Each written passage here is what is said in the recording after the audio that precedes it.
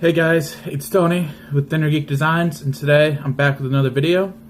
Today I'm going to talk to you about how are you going to try to find clients in 2017. Remember, design videos come out every Monday, so get subscribed for that if you haven't already. So let's start off by being frank. Trying to find design clients today, it's going to be a lot of work. Not even 10 years ago, there weren't as many people trying to find clients as there are today.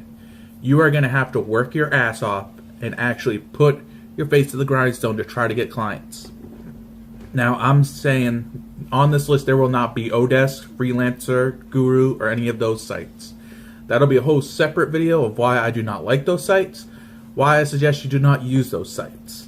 I'm going to give you some actual practical tips on how to find clients and what tools to use and how to actually spin it to try to find clients more easily. Now, before we start talking about how you should be looking for clients, let's back up a little bit. Let's talk about what you should be doing to try to find clients. Now, this is more going to be about how you should be wording, how you should be talking with your clients. I'll go on Twitter a lot, seeing people trying to find clients, and they'll respond to someone looking for it, and they'll just say, hire me, portfolio. Who's going to hire anyone based off of that? I wouldn't, and I do buying decisions all the time. That's just like having a sign saying, hire me, I need work. Instead, why don't you try to engage in a conversation, start leading in, and then start building a relationship. May not lead to it immediately, but hey, if it leads to a bigger project, does it matter how long it really takes? So let's talk about a topic called Unbalanced Value. Now, what you want to do is you want to make sure that when your customer says, well, they're getting a good portfolio piece, but what am I getting? Well, I'm getting a lot more than I'm asking for. I'm getting a logo, a website, good value, a really good partnership, and I'm getting all this stuff. Then they can't say, well, maybe we have to go to another person because we're not getting what we actually asked for. They can't even say that because you're offering more than anyone could actually offer. Now, doing this, you don't need to charge or make your prices less. You need to just make sure that when you start the project, you're giving a lot of research up front. You're giving a lot of reasons why you're doing this. You want to make sure that the client feels like that they can trust you and that what they're getting is going to pay off in the long run. Now let's get into the first option that you could try to find clients with, which is social media. This is the one that most people will go with. Social media, we can't deny it's here, it's staying, it's the biggest thing since sliced bread. Well, there's certain things you should do with social media. I suggest the main two that any graphic designer should use, and should be using for looking for clients: Twitter and Instagram. These two are the strongest. Even with all the downfalls Twitter has, it's the strongest out of any of them. So let's go into some ways that you can use these two, and maybe why you shouldn't use some of the other ones that are out there right now. So let's start off with Twitter. Twitter's one that most people can grasp, kind of. The main downfalls of Twitter are that it's got a fire hose problem. That's the only way to explain it. You go in there, if you're not in there when that post comes, you're not going to see it because there's so much more coming out behind it. But there are ways to use Twitter. Like the Twitter search feature. This allows you to go in and search for, say, need a logo, need a website, need a flyer, need a business card, whatever you specifically want to design, you can search for it and see everyone that's posted that by popularity or by recent.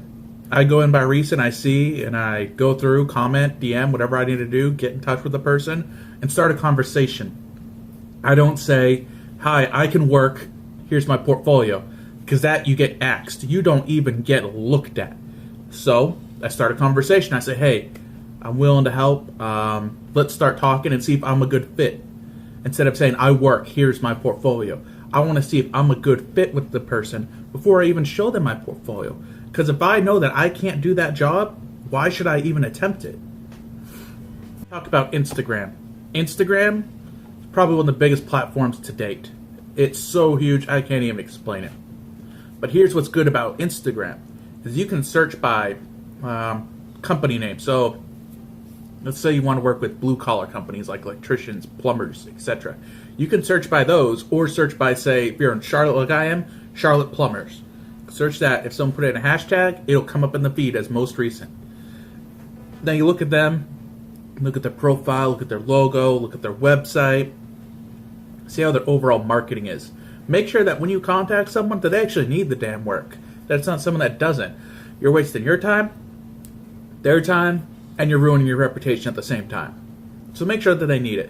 And if they do, reach out to them on a direct message. Say, hey, love your profile. I'd like to talk to you about maybe offering some services, maybe improve your marketing efforts. Reach out and see where we can go from there.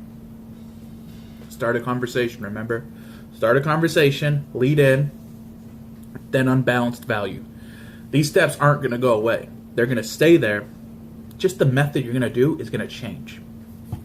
Talk about some of the other social media platforms that you won't be using, like Facebook. Facebook's loud. Facebook's really loud. On top of that, Facebook's not a place where people are trying to do business per se. Also, Facebook pages have been cut and cut and cut for organic reach. It's become pay to play. LinkedIn's good. I'm not doubting it. It's a good platform. But it's getting loud. And on top of that, it's getting loud in a bad way. People are spamming people's messages trying to find a lead. You just be adding to that noise. Be ruining your reputation or dinging it. It's not what you want to do.